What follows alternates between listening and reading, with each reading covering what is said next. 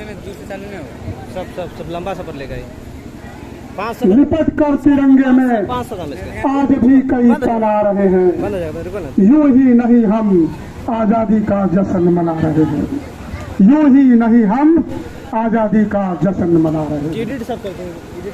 परम आदरणीय अभिभावकगण, सम्मानित शिक्षिकाएं एवं शिक्षकगण, विशिष्ट अतिथिगण, प्रबंधन समिति की सदस्य एवं सदस्यगण और मेरे प्यारे बच्चों, आज स्वाधीनता दिवस के 75वीं वर्षगांठ के शुभ अवसर पर मैं विद्यालय परिवार की ओर से आप सबों का हार्दिक अभिनंदन करता हूं, हार्दिक शुभकामनाएं देता हूं। प्यारे बच्चों, आज हमारा संपूर्ण राष्ट्र आजादी का अमृत महोत्सव मना रहा है। यह घड़ी है जब हम सभी को गर्व से गर्वान्वित हो जाना है। हमें इस राष्ट्रीय पर्व को धूमधाम के साथ मनाना है, लेकिन इसके साथ ही लंबी गुलामी की दास्ता की पीड़ाओं को भी महसूस करना है, जो हमारे मातृभूमि में लगभग 600 साल तक महसूस किया। हमारे पूर्वजों ने दास्ता के दंश को झेला। विदेशी आक्रांताओं ने हमारे देश का आर्थिक, सामाजिक और सांस्कृतिक दोहन करते रहे हैं, कभी मुगलों ने तो कभी अंग्रेजी सरकार ने। और लंबे संघर्ष के बाद हमें यह आजादी का दिन देखने को मिला है।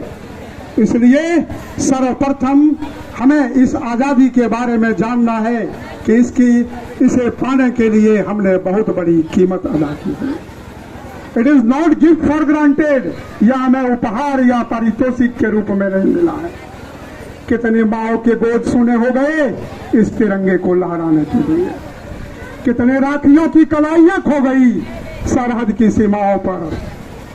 कितने सुहागिनों के सुहाग उजड़ गए, तब हमें यह पावन दिन देखने का अवसर प्राप्त हुआ है। इसीलिए हम सभी हर घड़ी उस पीड़ा को महसूस करें जो हमारे पूर्वजों ने, हमारे मातृभूमि ने वर्षों तक महसूस किया। मैं दिनकर की कुछ पंक्तियां इस शुभ अवसर पर दोहराना चाहता हूं। जला अस्थियां बारी बारी, जिसने चिटकाई चिनगारी। जला अस्थियां बारी बारी, जिसने चिटकाई चिनगारी। चढ़ गए पुण्य वेदी पर हंसते, बिना किए गर्दन का मोल।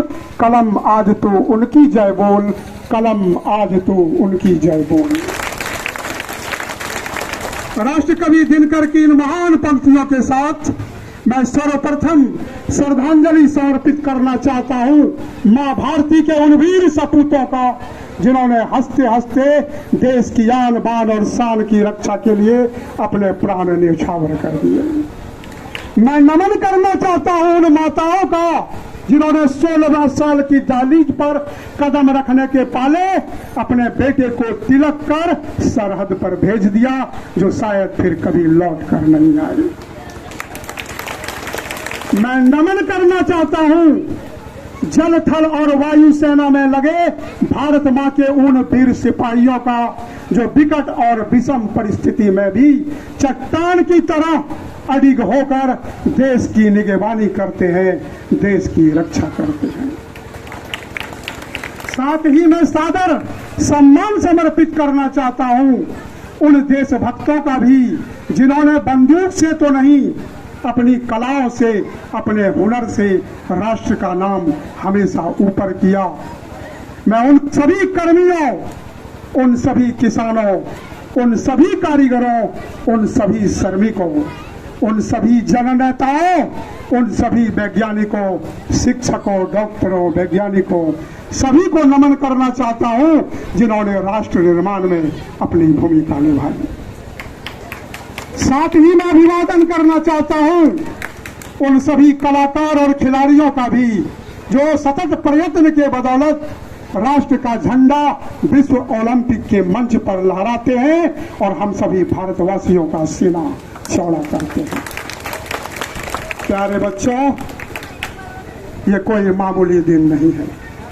यह दिन है जब हमें अपने गौरवशाली अतीत से सीख लेकर आगे बढ़ना है और भारत के खोए हुए गौरव को फिर से वापस लाना है।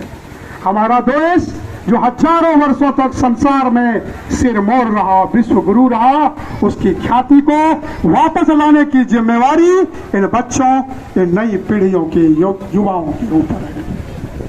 अगर भारत की गौरव की बात करें तो कुछ पंक्तियां मुझे याद आती है कि हम ज्ञान, विज्ञान और प्रज्ञान सभी क्षेत्र में हमारी ख्याति दुनिया के कोने कोने में फैली थी। अगर वीरता की बात करें तो बच्चों में बताना चाहता हूं कि संसार में सिर्फ 2 ही ऐसे योद्धा हुए जो शब्द भेदी बाण चला सकते थे। मैं इस मंच से भारत नहीं बल्कि दुनिया के लोगों को संदेश देता हूं कि अगर वो इतिहास पलट के देख ले तो हमारे भारत के महापुरुष और वीरों की समानता का कोई योद्धा कहीं नहीं मिलेगा। एक थे महाराजा दशरथ, जिनके बारे में हम पौराणिक कथाओं में पढ़ते हैं, जिन्होंने शब्द भेदी बाण चलाया था और श्रवण कुमार की मृत्यु हो गई थी। भले दुनिया इसको ना माने पौराणिक कथा का के, दूसरे थे हमारे सम्राट पृथ्वीराज चौहान, जिनकी वीरता की कहानी सुने बिना ये आजादी, ये तिरंगा का उत्सव शायद अधूरा रह जाता। 16 बार गौरी को पकड़ने के बाद भी उसने जिंदा छोड़ दिया था। पृथ्वीराज चौहान की मृत्यु पर इनसाइक्लोपीडिया लिखती है कि it was not the end of Prithviraj Chauhan but it was the end of courage, bravery, principle in the world. यह उनका प्रिंसिपल था, यह उनका पैट्रियोटिज्म, देशभक्ति ही था कि उन्होंने 16 बार गौरी को पकड़ा और निहत्था होने के कारण उसको जिंदा छोड़ दिया। 17वीं बार गौरी को रहम नहीं आई, छल से इसको बंदी बना लिया, अपने साथ ले गए, जलता हुआ सरिया इनकी आंखों में डाल दिया, इनको अंधा कर दिया। इनके एक मित्र हुआ करते थे, नाम था चंद्र बरदाई, जिसने एक रचना की है पृथ्वीराज रासों की, पृथ्वीराज चौहान की गाथाओं पर। उनमें लिखी हुई एक पंक्तियां है, उनके ये मित्र छल से, दिखावा से उसी दरबार में पहुंच गए जहां पृथ्वीराज चौहान बंदी बनाए गए थे। उसने राजा को कहा कि एक कैदी कोई विशेष कार्यक्रम चल रहा था, आपके समझ कुछ अनोखा कार्यक्रम प्रस्तुत कर सकता है। शुरू में तो वो भयभीत हो गए, लेकिन फिर भी उन्होंने अनुमति दी। पृथ्वीराज चौहान को जब सामने लाया गया, रंगमंच के सामने लाया गया, उनको आंख से अंधे थे। चंद्र बरदाई ने दोहे में एक पंक्ति कही, 4 हाथ 24 गज अंगुल अष्ट प्रमाण, ता ऊपर सुल्तान है, मत चूको चौहान, मत चूको चौहान। उन्होंने संकेत में बताया कि मोहम्मद गौरी कहां बैठा हुआ है। पृथ्वीराज ने बाण चलाए और उनके सर धड़ से अलग कर दिए। ऐसे वीर योद्धा विश्व के किसी भी देश में नहीं है। उनके ऊपर गौरव करने का, उनसे प्रेरणा लेने का यह दिन है। सिर्फ वीरता के मामले में ही नहीं बच्चों, ज्ञान और प्रज्ञान में भी भारत की ख्याति विश्व के कोने कोने में लहराई है। हमारे यहाँ नालंदा और तक्षशिला विश्वविद्यालय में पढ़ने के लिए विश्व के कोने कोने से लोग आते थे। एक बार की बात है, चीन के एक राजदूत थे अमेरिका में, जिनका नाम था हुसी। अमेरिका में हार्वर्ड यूनिवर्सिटी अपना 300वां साल मना रही थी और ये एम्बेसडर थे, राजदूत थे चीन के अमेरिका में, और इनको आमंत्रित किया गया बोलने के लिए और इनको टॉपिक दिया गया Indianisation of China, India influence on China, चीन पर भारत का प्रभाव। बच्चों, तुम्हें जानकर आश्चर्य होगा कि उस राजदूत ने, उस चीनी नागरिक ने क्या कहा।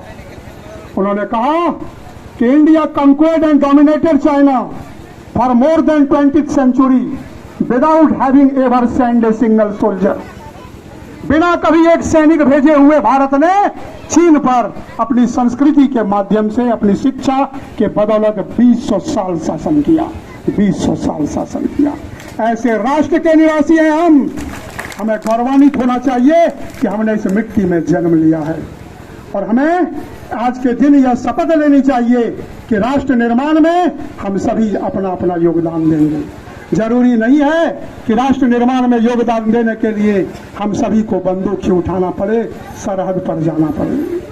किसी बहुत अच्छे कवि ने कहा है कि सरहद तो सैनिक बचा लेंगे, बैठे भारत माँ की साधना में, हम भी तो कुछ अर्पण कर दें मातृभूमि की आराधना में, मातृभूमि की आराधना में। भारत माता की, भारत माता की। आए हुए सभी आगंतुकों का पुनः मैं पथर्रा विद्यालय परिवार की ओर से हार्दिक अभिनंदन करता हूं और अपेक्षा रखता हूं कि भविष्य में भी अगर विद्यालय में ऐसे कोई कार्यक्रम होंगे तो आप सभी उपस्थित होकर बच्चों का हौसला वर्धन करेंगे। समय बहुत हो चुका है। आज के इस राष्ट्रीय पर्व पर इन्हीं कथनों के साथ मैं अपनी वाणी को विराम देता हूं। जय हिंद, जय भारत। बहुत बहुत धन्यवाद सर।